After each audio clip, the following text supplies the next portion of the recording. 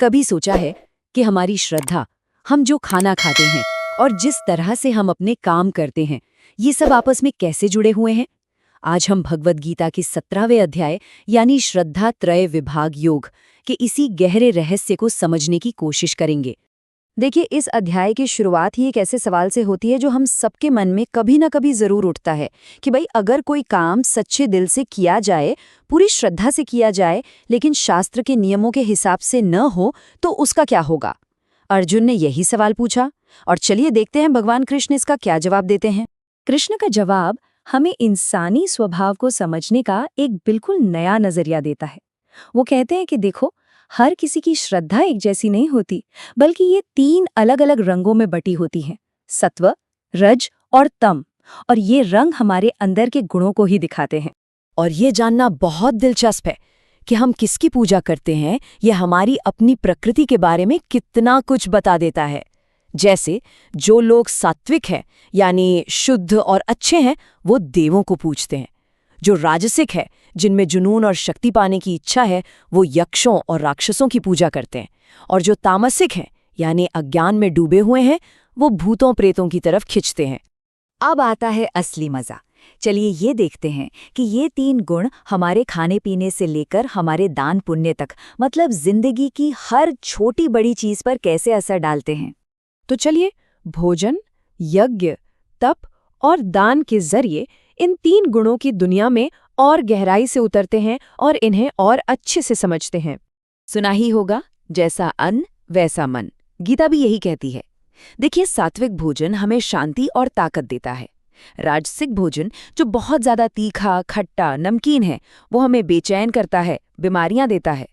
और तामसिक भोजन, यानी बासी, बेस्वाद खाना, वो हमें आलसी और सुस्त बनाता है। तो सवाल ये उठता है कि हम अपनी थाली में कौन सा गुड़ परोस रहे हैं।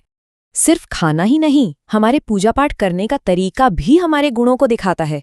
क्या कोई यज्ञ बिना किसी स्वार्थ के सिर्फ अपना कर्तव्य समझकर किया जा रहा है, या फिर बस दिखावे और फल की इच्छा के लिए? यही जो बारीक सा फर्क है ना, यही सात्विक, राजसिक और तामसिक यज्ञ को एक दूसरे से बिल्कुल अलग कर देता है। तपस्या का मतलब सिर्फ शरीर को तकलीफ देना नहीं होता। गीता इसे 3 लेवल पर देखती है: हमारे शरीर का तप, हमारी बातों का तप और हमारे मन और विचारों का तप। ये तीनों को साधना एक कला है। सोचने वाली बात है कि क्या हम इन तीनों स्तरों पर अनुशासन का पालन कर रहे हैं? और सोचिए, एक ही काम, लेकिन उसके पीछे की नीयत उसे कितना अलग बना सकती है। अगर कोई तप दूसरों की भलाई के लिए किया जाए तो वो सात्विक है। अगर वही तप नाम और शोहरत कमाने के लिए हो तो वो राजसिक है। और अगर किसी को परेशान करने की जिद में किया जाए तो वही तप तामसिक बन जाता है। सब कुछ नियत का खेल है। और आखिर में बात करते हैं दान की। क्या दान खुशी और कर्तव्य की भावना से दिया जा रहा है, या फिर बदले में कुछ पाने की उम्मीद से, या फिर तिरस्कार और अपमान के साथ? गीता हमें सिखाती है कि दान की असली कीमत दी जाने वाली चीज में नहीं, बल्कि देने वाले के दिल में होती है। तो क्या इसका मतलब ये है कि अगर हमारे काम राजसिक या तामसिक गुणों से भरे हैं तो हम कुछ नहीं कर सकते? बिल्कुल नहीं। अब ये अध्याय हमें एक ऐसा रहस्य बताने जा रहा है, एक ऐसा तरीका जिससे हम अपने हर काम को शुद्ध कर सकते हैं, उसे एक ऊंचा दर्जा दे सकते हैं। वो रहस्य है ओम तत्सत। ये 3 शब्द एक बहुत ही शक्तिशाली मंत्र की तरह हैं। ये असल में परमात्मा के ही नाम हैं, और जब हम इन्हें अपने कामों से जोड़ते हैं तो उन कामों में एक दिव्यता आ जाती है, वो पवित्र हो जाते हैं। इसे ऐसे समझ सकते हैं, ओम से हम किसी भी अच्छे काम की पवित्र शुरुआत करते हैं।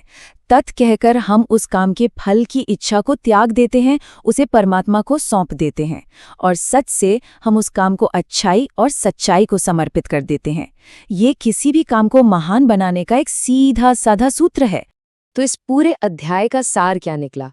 वो एक चीज क्या है जिसके बिना हमारा हर यज्ञ, तप और दान अधूरा है, बेकार है? और जवाब है श्रद्धा।